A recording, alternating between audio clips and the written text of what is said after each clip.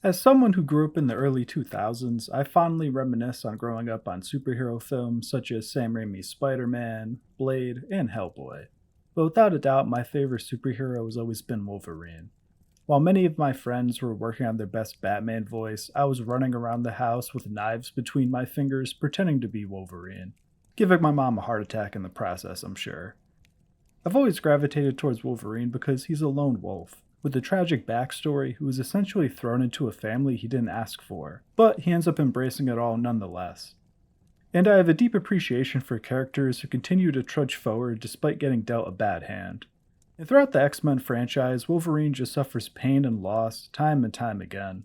And while the films vary in quality wildly, as it houses some of the best and worst comic films simultaneously, Wolverine's pain and suffering is given a beautiful crescendo in the film Logan.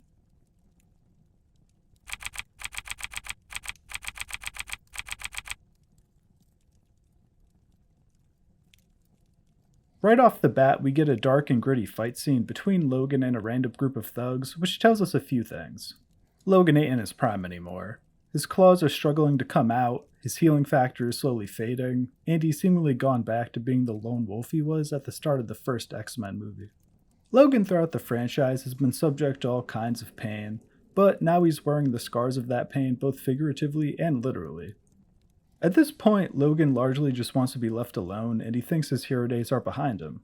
But throughout the film, he's continuously asked for help.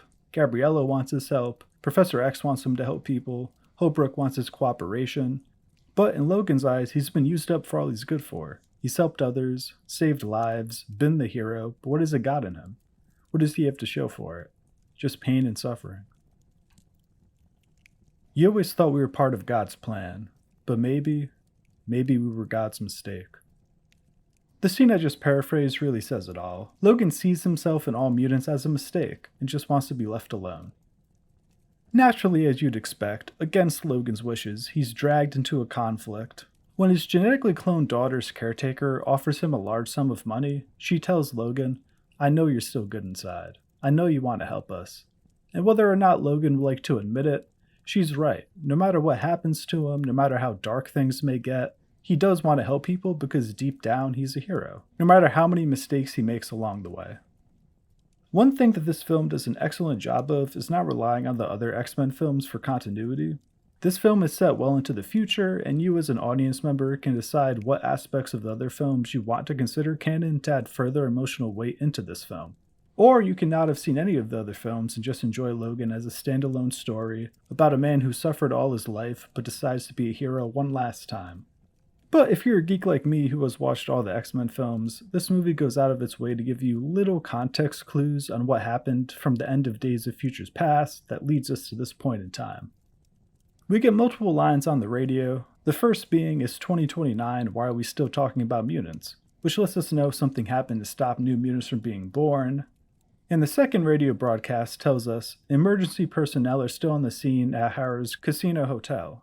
Many are noting a similarity to the Westchester incident over a year ago that left 600 injured and took the lives of many mutants, including several X-Men. This lets us know that the seizures that Professor X has been having are actually what killed many of the X-Men, and has forced Logan and X into hiding. What's even worse is that Professor X can't remember doing it, meaning Logan is not only carrying the burden of most of his family being dead, but he's carrying the burden of the fact that his father figure thinks Logan is the man responsible. Things get even more tragic when a younger clone of Wolverine kills Professor X. Logan tearfully says, "It wasn't me. It wasn't me," as he carries a dying Professor X out of the house. But he now has to live with the fact that his father figure might have died thinking that Logan got tired of caring for him and killed him. I don't think tragic does justice to just how dark this is. If ever there was an excuse for a character to give up and stop trying to help others, this is it. But despite everything, Logan still decides to take X-23 to her destination and attempts to fight his younger clone. Throughout the course of the film, Logan very slowly accepts the fact that X-23 is indeed his daughter, and by the end of it, he's willing to sacrifice his own life so that she and her friends can have a chance to live theirs. Despite the fact that up to this point, everyone he's ever loved has died, he still charges into battle one last time to try to save his daughter. And in a poetic turn of events, with his death, he's finally able to save someone he cares about from dying. After his death, his daughter and her friends give Logan a proper burial, and before leaving, she turns the cross to its side so it becomes an X. And this is very fitting, because even in his depressed and broken down state, Logan died a hero. A true X-Men. All in all, Logan is a great, gritty, tragic film that tells us the story of a broken man with the heart of a hero, hidden away underneath all of his scar tissue and suffering.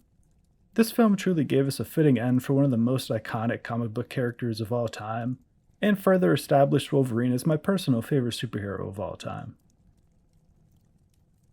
Thank you for watching this breakdown of Logan's story. If you enjoyed and are interested in further explorations of screen stories, please feel free to drop a like and subscribe.